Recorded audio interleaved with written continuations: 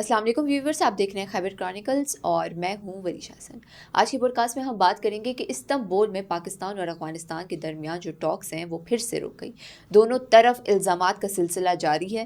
پاکستان کا کہنا ہے کہ افغانستان کی سرزمین دہشت گردی میں پاکستان کے خلاف استعمال ہو رہی ہے، جبکہ افغان رجیم یہی الزام جو ہیں وہ پاکستان پر لگا رہے ہیں۔ آج کی پوڈ کاسٹ میں ہم بات کریں گے کہ یہ ٹاکس کیوں ناکام ہوئی اور ان ٹاکس کی وجہ سے دونوں کے تعلقات، دونوں ممالک کے تعلقات پر کیا اثر ہوگا، اس بارے میں ہم آج بات کریں گے۔ ہمارے ساتھ موجود ہے سینئر صحافی و تجزیہ نگار عرفان خان۔ السلام علیکم سر۔ وعلیکم السلام۔ بہت شکریہ سر آپ کی قیمتی وقت کا۔ عرفان سر، پہلے تو یہ بتائیے کہ استنبول مذاکرات افغان حکومت کی ہٹ درمی کی وجہ سے جو ہیں وہ بند گلی تک پہنچ گئے ہیں، کیا کہیں گے اس بارے میں؟ دوسرا، افغانستان حکومت خوشی خوشی جو ہے اپنا جو دشمن کے ہاتھوں سے اپنا مطلب کھیل رہے ہیں، کیا کہیں گے؟ بنیادی بات تو یہ ہے کہ یہ پہلا مذاکراتی دور نہیں ہے۔ اس سے پہلے بیجنگ میں ایک ملاقات ہوئی تھی، مذاکرات ہوئے تھے، اور اس کے بعد ایک نشست کابل میں بھی ہوئی، اس کے بعد پھر ماسکو فارمیٹ آیا، اس کے بعد پھر استنبول میں یہ تیسرا دور ہے۔ یوں آپ کہہ لیں کہ یہ چھٹا یا ساتواں دور ہے مذاکرات کا جو چل رہا ہے، اور ابھی تک یہ لوگ کسی حتمی نتیجے پر نہیں پہنچے۔ بالکل۔ پاکستان کی طرف سے تو واضح پیغام ہے۔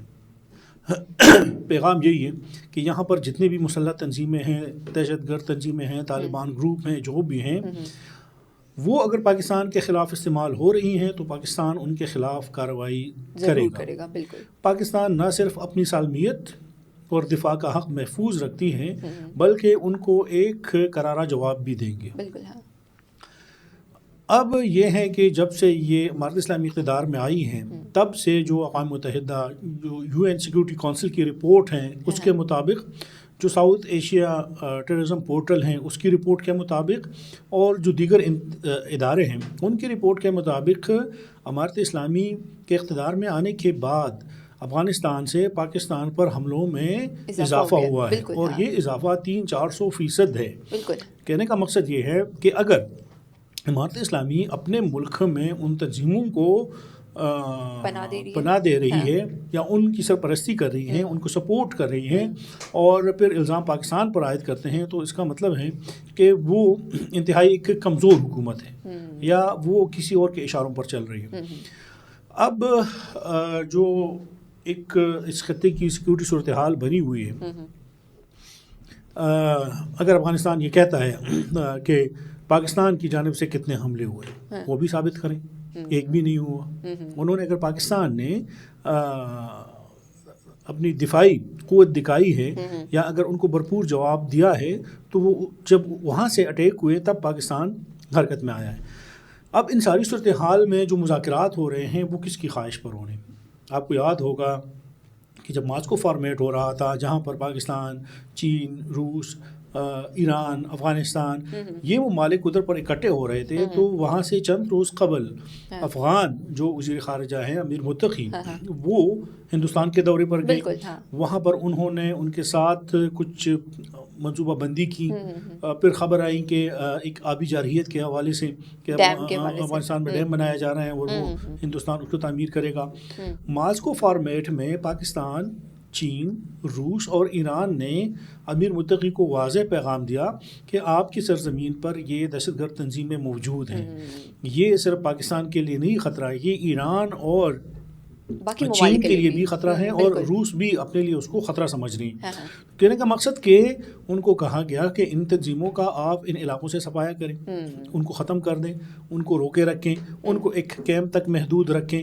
تو ساری باتیں وہاں پر کلیئر ہو گئیں۔ اب امیر متقی صاحب نے وہاں پر جا کے جو بھی کمٹمنٹ کی ہیں وہ تو اپنی جگہ، اب اس میں ترکی اور قطر جو ہیں وہ رول پلے کر رہے ہیں۔ اس سے قبل جو دوحہ مذاکرات ہوئے ہیں، امارت اسلامی نے دوحہ مذاکرات کی بھی جو قطر میں ہوئے تھے، جب US وڈرال ہو رہی تھی اس ٹائم، وہاں پر بھی امارت اسلامی اس معاہدے پر اس کی خلاف ورزی کر رہی ہے۔ تو اگر یہ معاہدہ ہو جاتا ہے اور اس کی بھی خلاف ورزی امارت اسلامی کرتی ہے تو اس کا پھر کیا نتیجہ نکل آئے گا؟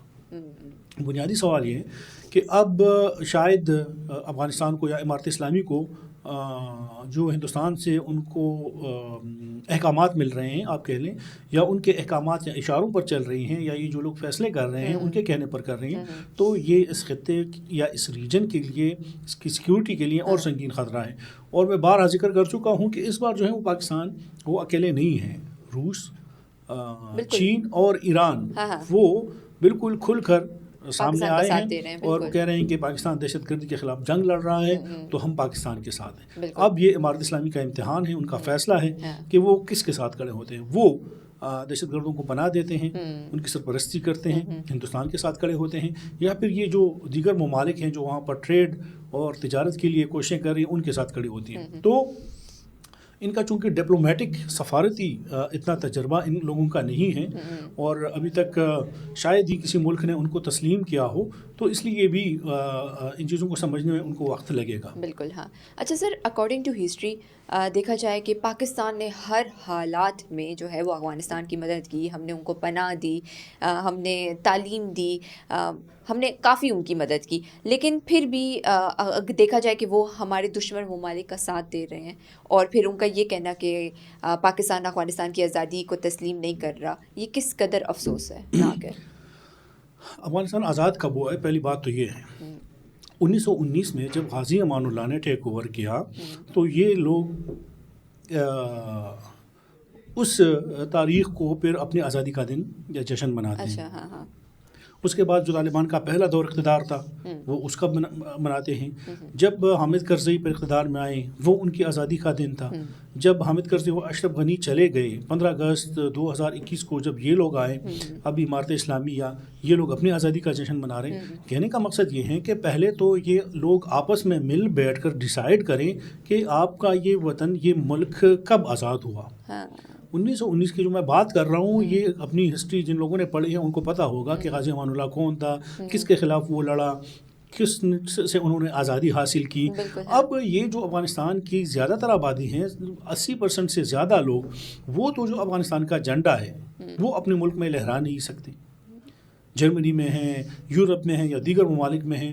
آپ دیکھ لیں ان کا جو ایون کرکٹ ٹیم ہے وہ افغانستان کا جو اپنا جھنڈا ہے وہ لہراتے ہیں. جو امارت اسلامی کا جھنڈا ہے وہ لوگ یہ نہیں لہراتے کیونکہ اس کو وہ اپنا جھنڈا نہیں سمجھتے. تو کہنے کا مقصد ہے کہ امارت اسلامی تو پہلے اپنے وہ جو 80-90% لوگ ہیں ان کو اعتماد میں لیں کہ آپ کا جھنڈا کون سا ہے. تو یہ جو امارت اسلامی کے حوالے سے جو خبریں چل رہی ہیں کہ جو آپس کے اختلافات ہیں کابل اور قندھار کے، اور پھر بیچ میں یہ جو چیزیں آئی ہیں تو اس میں اختلاف ان میں مزید بڑھ گیا ہے. کیونکہ جو متقی صاحب ہیں، جس گروپ سے ان کا تعلق ہے، جو حقانی نیٹ ورک ہیں، شاید ہی وہ ان سے اختلاف رکھتے ہوں. وہ تو ان کے ساتھ اس مذاکرات میں نہیں ہیں. امیر متقی صاحب تھرے تنہا جا رہے ہیں، اگرچہ وہ وزیر خارجہ ہیں، اگرچہ ملا یعقوب ہیں وہ وزیر دفاع ہیں یا دیگر لوگ ہیں، لیکن اس معاملات میں بھی قندھاری طالبان اور جو حقانی نیٹ ورک ہیں اس کے مابین شدید اس چیز پر اختلاف پایا جا رہا ہے، کیونکہ حقانی نیٹ ورک کو آپ نے بالکل سائڈ پر رکھا ہے. تو اس پہ جو اندرونی ان کے اختلافات کی خبریں ہیں وہ بھی سامنے آ رہی ہیں. بالکل. اچھا سر، کیا کہیں گے اس بارے میں کہ استنبول میں جو میٹنگ ہوئی، کیا اہم فیصلے وہاں پر ہوئے؟ آیا وہ میٹنگ ناکام ہوئی یا ابھی بھی جاری ہے؟ ابھی تک جو اطلاعات سامنے آ رہی ہیں اس کا تو ہم نے ذکر کیا کہ امارت اسلامی شاید نہیں چاہتی، یا اگر وہ چاہتی ہیں تو اپنے ٹرمز اینڈ کنڈیشن پہ مذاکرات چاہتی ہیں. پاکستان کا ایک ہی موقف ہیں، ایک ہی شرط ہیں، اور وہ ہے کہ آپ تو ان لوگوں کو یہاں سے نکال لیں یا پھر ان کو روکے رکھیں اور ان پاکستان کے خلاف استعمال نہ ہو، باقی جو آپ کریں وہ کریں. اب یہ کمٹمنٹ اگر امارت اسلامی نہیں پوری کر رہی تو اس کا مطلب ہے کہ ان کی گورنمنٹ انتہائی کمزور ہے. اب ان کو خوف یہ بھی ہے کہ اگر وہ ان کے خلاف کارروائیاں کرتے ہیں تو یہ مسلح تنظیمیں جتنے بھی ہیں وہ ان کے خلاف اکٹھے ہو جاتی ہیں. اطلاعات میں آ رہا ہے کہ وہ الٹا ہم پہ الزام لگا رہے ہیں. وہی تو وہ کہہ رہے ہیں کہ اپنی سرزمین سے یہ لوگ اس کو روکنے میں ناکام رہے ہیں، تو ظاہری بات ہے ان کے پاس اور کیا ہیں، وہ تو پھر پاکستان ہی پر الزام لگائیں گے. تو کہنے کا مقصد کہ اگر وہ لوگ ان کو نہیں روک پا رہے ہیں اور الزام پاکستان پر لگا رہے ہیں تو پھر پاکستان اپنی دفاع کا حق رکھتا ہے، اور انہوں نے کر کے بھی دکھایا ہے. اب یہ ان کے، جس طرح میں نے پہلے کہا کہ اب یہ ان کا امتحان ہے. وہ ان لوگوں کے خلاف کارروائی کرتے ہیں یا ان کو ایک جگہ پر محدود کرتے ہیں، پاکستان کے بارڈر سے دور لے کر جا کر بساتے ہیں، یہ ان کا مسئلہ ہے. اب اگر پاکستان کی اس شرط پر وہ رضامندی ظاہر کرتے ہیں یا یقین دہانی کراتے ہیں تو پھر تو ٹھیک، نہیں تو میرے خیال میں کہ پھر ان کے لیے مسائل بڑھتے چلے جائیں گے. بالکل پاکستان ڈٹ کے جواب دے گا اس کا. بالکل بالکل. ہاں اچھا سر یہ بتائیے کہ صوبائی حکومت ان حالات میں کہاں کھڑی ہے؟ دیکھا جائے تو وہ جلسے کروا رہے ہیں، ان جلسوں میں مصروف ہیں. کیا لگتا ہے کہ دہشت گردی کے ان حالات میں کیا وہ انٹرسٹ لے رہے ہیں اپنے صوبے کو لے کر؟ دیکھیں خیبر پختونخوا حکومت 14 اگست 2014 سے لے کر اب تک وہ سڑکوں پر ہی کھڑی ہے. جب یہ اپوزیشن میں ہوتے ہیں تب بھی احتجاج اور جلسے کرتے ہیں، جب یہ حکومت میں ہوتے ہیں تب بھی جلسے اور احتجاج کرتے ہیں. یہ جو نیا وزیر اعلیٰ ہیں سہیل افریدی صاحب، جذباتی ہیں، نوجوان ہیں، 10 دنوں میں انہوں نے 3 جلسے کرائے. کسی بھی صوبے کا یا کسی بھی ملک کے اس صوبے کے چیف ایگزیکٹو کا مجھے بتا دیں کہ اس صوبے کا وہ چیف ایگزیکٹو ہو اور وہ جلسے اور احتجاج کر رہے ہوں. یہ پاکستان بلکہ دنیا کی واحد جماعت ہیں کہ حکومت میں رہتے ہوئے بھی یہ جلسے جلوس اور احتجاج کرتی رہتی ہیں. تو اب ان سے کیا سوال بنتا ہے؟ ان سے ہم اس کی کارکردگی پر کیا سوال کریں گے؟ اس کو کس پہ وہ مورد ٹھہرائیں گے کہ آپ نے یہ کام نہیں کیا، آپ نے گورننس ٹھیک نہیں کی، آپ نے صحت کا کیا حال ہے؟ تو اوورآل یہ جو چیزیں ہیں یہ تب سے شروع ہیں 14 اگست 2014 سے کہ جب اسلام آباد دھرنا شروع ہوا. وہ 3-4 مہینے دھرنا جاری رہا اور اب تک سلسلہ وہی چل رہا ہے. بنیادی سوال یہ ہے کہ یہ کوئی پہلی بات نہیں ہے، نہ کوئی کسی دوسرے صوبے سے لوگ آئے ہیں، نہ کسی دوسری جماعت کو کوئی ان کو حکومت کرنے کو ملی ہے کہ وہ کریں. 11 سال سے یہی لوگ اقتدار پر قابض ہیں. بالکل ان کی بالکل بھی دلچسپی نہیں ہے. ان کا جو ووٹ بینک ہے اور ان کی جو طرز سیاست ہیں وہ احتجاجی سیاست ہیں، وہ مزاحمتی سیاست ہیں. اور ان کو پتہ بھی ہے کہ جب ہم احتجاج کریں گے، مزاحمت کریں گے، دوسروں پر الزامات لگائیں گے، اینٹی اسٹیبلشمنٹ نعرے لگائیں گے تو ان کا ووٹ بینک بھی زیادہ ہوگا اور لوگ ان کے ساتھ چلیں گے. جب آپ ان سے ان کی کارکردگی پر بات کریں گے، جب آپ ان سے کہیں گے کہ خیبر پختونخوا میں سیکورٹی امن و امان کا مسئلہ ہے تو یہ کہیں گے کہ ہمارا کام نہیں، یہ تو فوج کا کام ہے یا وفاق کا کام ہے. جب آپ کہیں گے کہ خیبر پختونخوا میں کرپشن ہو رہی ہے، یہ لوگ اس کو بھی تسلیم نہیں کریں کہ نہیں ہم نے تو نہیں کی، بیوروکریسی نے کی. جب آپ ان سے ان کی گورننس پر بات کریں گے تو ہر نیا وزیر اعلیٰ آ کے کہتا ہے کہ مجھے تو خزانے میں اتنے پیسے ملے ہیں، مجھے تو یہ چیز ملی ہے، مجھے تو وہ چیز ملی ہے، یہ تو نگران حکومت نے کیا ہے. پرفارمنس پہ ان کی یہ ہے. تو صحت کے حوالے سے ان سے پوچھیں، انہی کے منسٹر تھے، انہی کے پارٹی کے منسٹر تھے، تو وہ بھی ان کو ماننے کو تیار نہیں. مطلب کہ یہ 11 سال میں جتنا بھی یہ خیبر پختونخوا کے حالات ہیں اس کی کارکردگی پر یہ لوگ اپنی کارکردگی کے حوالے سے اس پر بات نہیں کریں گے. بات کس پہ کریں گے؟ آپ پہ کریں گے کہ آپ چور اور ڈاکو ہیں، مجھ پر کریں گے کہ آپ چور اور ڈاکو ہیں، دوسروں پر کریں گے. اب کی کارکردگی کے حوالے سے ان سے بندہ پوچھے نا کہ 11 سال میں کیا کر کے دکھایا ہے، اس خیبر پختونخوا کو کیا دیا آپ نے؟ کون سی یونیورسٹی بنائی ہے؟ کون سا صحت کا ایک بہترین ہسپتال آپ لوگوں نے بنایا؟ کون سا ایک بہت بڑا میگا پروجیکٹ صحت کارڈ کے علاوہ آپ نے لانچ کیا ہے؟ یا جو ایک BRT ہے 175 ارب روپے تک پہنچ گئی ہے. کون سا ایسا ایک منصوبہ ہے کہ یہ عوام کو دکھا سکے کہ یہ ایک بہت ہی انقلابی اقدام یا منصوبہ ہم لے کر آئے ہیں، نوجوانوں کے لیے کیا کام کیا ہے؟ یہی تھے کہ یوتھ یا نوجوانوں کے ووٹ پر آنے والے یا اب بھی جو کہہ رہے ہیں کہ یوتھ ہمارے ساتھ ہیں، ان 11 سالوں میں اس یوتھ کے لیے انہوں نے کیا کام کیا؟ کتنی جاب اپرچونیٹیز کریٹ کی، ٹیکنیکل سکلز کتنے لوگوں کو دیا؟ تو بنیادی سوال یہ، اور آپ ڈیٹا اٹھا کے دیکھ لیں کہ کتنے نوجوان تعلیم یافتہ نوجوان بے روزگار ہیں، اور وہ کیوں؟ نہ صرف پاکستان بلکہ اس خیبر پختونخوا سے باہر جا رہے ہیں. بالکل صحیح بات ہے.